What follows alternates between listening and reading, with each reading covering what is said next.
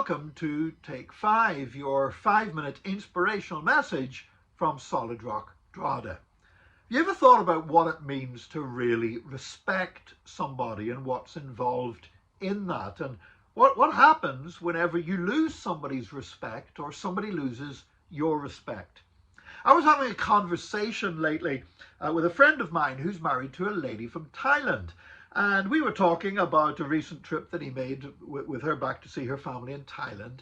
And I just said, you know what, I seem to remember that they have some kind of laws about showing disrespect to the king, and you can actually go to prison if you show disrespect towards the king. And he said, oh yeah, like stamping on the king's head. And I'm like, you what? Because I'm thinking, well, if you go to any country and you stamp on the king's head, you probably are going to go to prison. I mean, if you go to England and stamp on King Charles' head, I think you're probably going to go to prison. He says, no. He said, that's not what I mean. And he went on to explain a famous story, apparently, about a Western European tourist in Thailand who was standing on a street corner getting out his money to pay for something at a stall, and the wind blew a banknote, quite a high denomination banknote, out of his hand. And it blew down onto the pavement, and the wind was then blowing it away. So he did what any one of us would have done in that situation. He stretched out his foot and he stamped down on the banknote so he could pick it up and not lose his money. And there was a policeman there, arrested him because the king's picture is on the banknote. And in stopping the banknote from blowing away, he had stamped on the king's head. And this apparently was showing great disrespect to the king of Thailand. And the poor guy ended up going to prison for this. Now, I have to say, thinking about that since, it doesn't make a lot of sense. I mean, why does it show disrespect to stamp on the king's head, but not to fold the king up and put him in your pocket and walk around with him in your pocket? You know, why is one considered more disrespectful than the other? I'm not quite sure.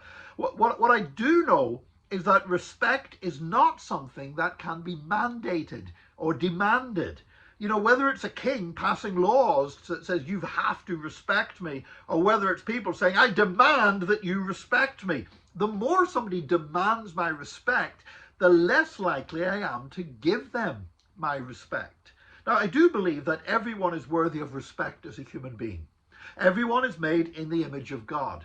Everyone has certain rights, human rights. That's a thoroughly Christian concept when we believe people are made in the image of God. So there is a measure in which everybody should be given respect.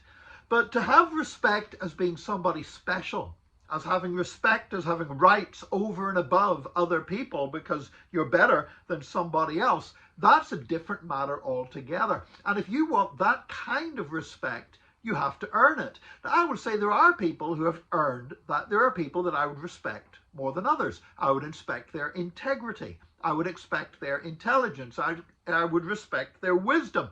I would respect their judgment.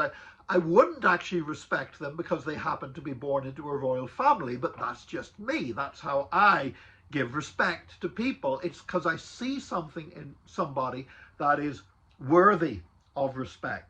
Now, we are commanded to love everybody, but we don't have to respect everybody equally.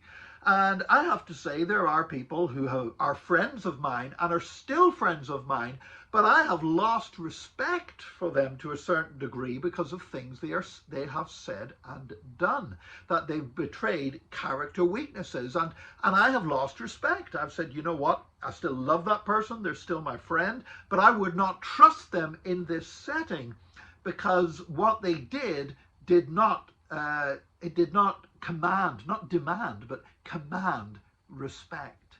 So respect's a funny thing. It really, I believe, some people may believe they can demand it, but I believe it can be commanded by behaving in a way that deserves respect, and then people give their respect to somebody else.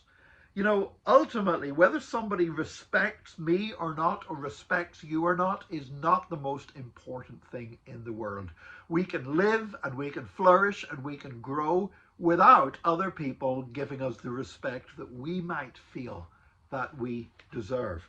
But let's be careful never to fall into the trap of demanding respect from people, because that actually ends up showing an inherent weakness within us. There is only one entity in the universe that can demand our respect, and that is God, because he has no weakness and he is perfect in every respect. And so giving God respect, giving him worship, giving him praise, giving him his fair dues is what every human being should do. But the rest of us, well, we may come to respect one another, but we can't demand it from one another. May God bless you today, and join us again tomorrow for another Take 5, your 5-minute inspirational message from Solid Rock Drogheda.